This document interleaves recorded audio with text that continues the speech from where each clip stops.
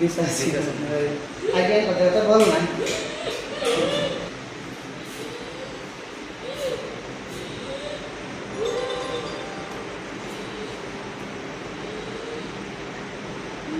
कथा हो से रिजी से भूत कथा हो आत्मा पद कैसे करो नहीं कथा इधर तमे कथा हुआ तो देखला तमे कथा हुआ तो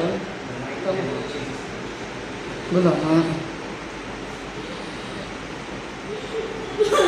देखला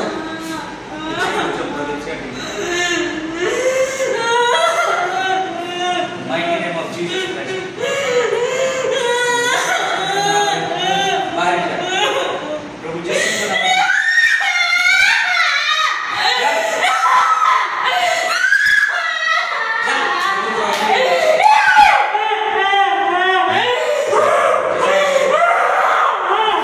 निकल जा प्रभु यीशु के नाम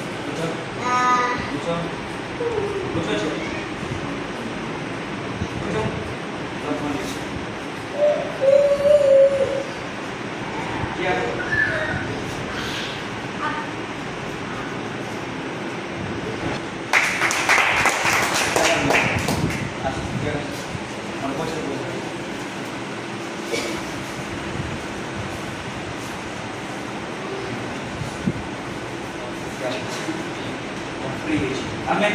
Chalo dia kita bertanya pasal kali mar समस्त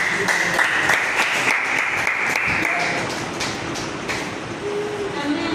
समस्त बंधु यीशु के नाम रे सुस्त हो जाय छथि आमेन आमेन हालेलुया यीशु प्रभु ताके सुस्त कर छथि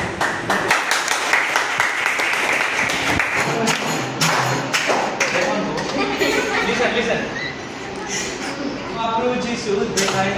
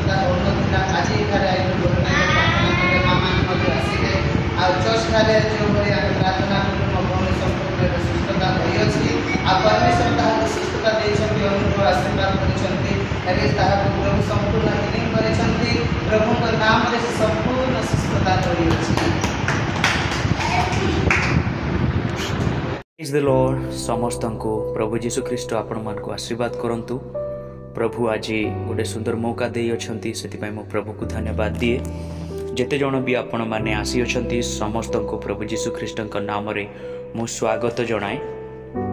आजिर वाक्य हेउछि परमेश्वर किपरि संतुष्ट हेबे।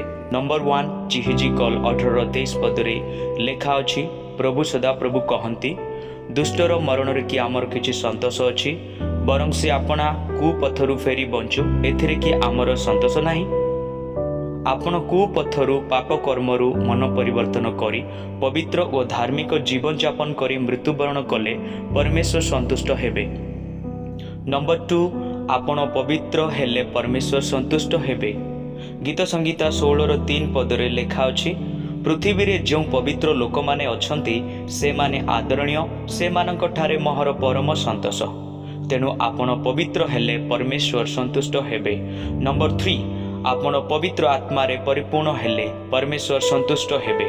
ଲୁକ 3:22 ପଦରେ ଲେଖା ଅଛି, ପୁଣି ପବିତ୍ର ଆତ୍ମା ଦୈହିକ ଭାବେ କପଟ ପରି ତାହାଙ୍କ ଉପରକୁ ଓହ୍ଲାଇ ଆସିଲେ, ଆଉ ଆକାଶରୁ ଏହି ବାଣୀ ହେଲା, ତୁମ୍ଭେ ଆମ୍ଭର ପ୍ରିୟ ପୁତ୍ର, ତୁମ୍ଭଠାରେ ଆମର ପରମ ସନ୍ତୋଷ। ତ ମୋର ପ୍ରିୟର ଲୋକମାନେ, ଆପଣ ପବିତ୍ର ଆତ୍ମାରେ ପରିପୂର୍ଣ୍ଣ ହେଲେ ପରମେଶ୍ୱର ସନ୍ତୁଷ୍ଟ ହେବେ। ନମ୍ବର 4, ଆପଣ ପରମେଶ୍ୱରଙ୍କୁ ଜାଣିଛନ୍ତି ଓ ଚିହ୍ନିଛନ୍ତି ବୋଲି ଗର୍ବ କଲେ ପରମେଶ୍ୱର ସନ୍ତୁଷ୍ଟ ହେବେ। ଯିରିମିୟ 9:24 ପଦରେ ଲେଖା ଅଛି, ମାତ୍ର ଯେବେ କେହି ଦର୍ପ କରେ ତେବେ ସେ ଆମ୍ଭକୁ ଚିହ୍ନେ ଓ ଜାଣେ ବୋଲି ଦର୍ପ କରୁ। ଆମ୍ଭେ ସଦାପ୍ରଭୁ ପୃଥିବୀରେ ସ୍ନେହପୂର୍ଣ୍ଣ କରୁଣା, ବିଚାର ଓ ଧର୍ମ ସାଧନ କରୁ, କାରଣ ସଦାପ୍ରଭୁ କହନ୍ତି, ଏହି ସବୁରେ ଆମର ପରମ ସନ୍ତୋଷ।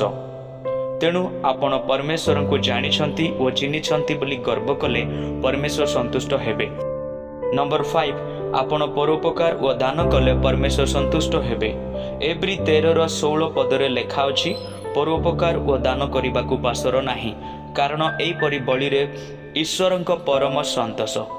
ତେଣୁ ଆପଣ ପରୋପକାର ଓ ଦାନ କଲେ ପରମେଶ୍ୱର ସନ୍ତୁଷ୍ଟ ହେବେ। ନମ୍ବର 1, ଆପଣ କୁପଥରୁ ଫେରି ବଞ୍ଚିଲେ ପରମେଶ୍ୱର ସନ୍ତୁଷ୍ଟ ହେବେ। ନମ୍ବର 2, ଆପଣ ପବିତ୍ର ହେଲେ ପରମେଶ୍ୱର ସନ୍ତୁଷ୍ଟ ହେବେ। ନମ୍ବର 3, ଆପଣ ପବିତ୍ର ଆତ୍ମାରେ ପରିପୂର୍ଣ୍ଣ ହେଲେ ପରମେଶ୍ୱର ସନ୍ତୁଷ୍ଟ ହେବେ। ନମ୍ବର 4, ଆପଣ ପରମେଶ୍ୱରଙ୍କୁ ଜାଣିଛନ୍ତି ଓ ଚିହ୍ନିଛନ୍ତି ବୋଲି ଗର୍ବ କଲେ ପରମେଶ୍ୱର ସନ୍ତୁଷ୍ଟ ହେବେ। ନମ୍ବର 5, ଆପଣ ପରୋପକାର ଓ ଦାନ କଲେ ପରମେଶ୍ୱର ସନ୍ତୁଷ୍ଟ ହେବେ। ଏହା ଆପଣମାନେ କେବେ ବି ଭୁଲନ୍ତୁ ନାହିଁ। ଯଦି ଆପଣମାନେ ପରମେଶ୍ୱରଙ୍କୁ ସନ୍ତୁଷ୍ଟ କରିବା ପାଇଁ ଚାହୁଁଛନ୍ତି, ତାହେଲେ এই 5ଟି ବାକ୍ୟ, এই 5ଟି ରେଫରେନ୍ସ ଆପଣମାନେ ମନେ ରଖନ୍ତୁ ଆଉ ପରମେଶ୍ୱରଙ୍କୁ ସନ୍ତୁଷ୍ଟ କରନ୍ତୁ। ଆପଣମାନେ କୁପଥରୁ ଫେରନ୍ତୁ, ଆପଣମାନେ ପବିତ୍ର ହୁଅନ୍ତୁ, ଆପଣମାନେ ପବିତ୍ର ଆତ୍ମାରେ ପରିପୂର୍ଣ୍ଣ ହୁଅନ୍ତୁ, ଆପଣମାନେ ପରମେଶ୍ୱରଙ୍କୁ ଜାଣିଛନ୍ତି ଓ ଚିହ୍ନିଛନ୍ତି ବୋଲି ଗର୍ବ କରନ୍ତୁ, ଆପଣମାନେ ପରୋପକାର ଓ ଦାନ କରନ୍ତୁ। ପରମେଶ୍ୱର ନିଶ୍ଚିତ ଭାବରେ ଆପଣମାନଙ୍କଠାରେ ସନ୍ତୁଷ୍ଟ ହେବେ, ଆପଣଙ୍କ ପରିବାରରେ ସନ୍ତୁଷ୍ଟ ହେବେ। ଆପଣମାନେ ଯାହା ଚାହୁଁଛନ୍ତି ତାହା ପରମେଶ୍ୱର ଦେବେ, ଆପଣମାନଙ୍କ ସହିତ ରହିବେ ସେ।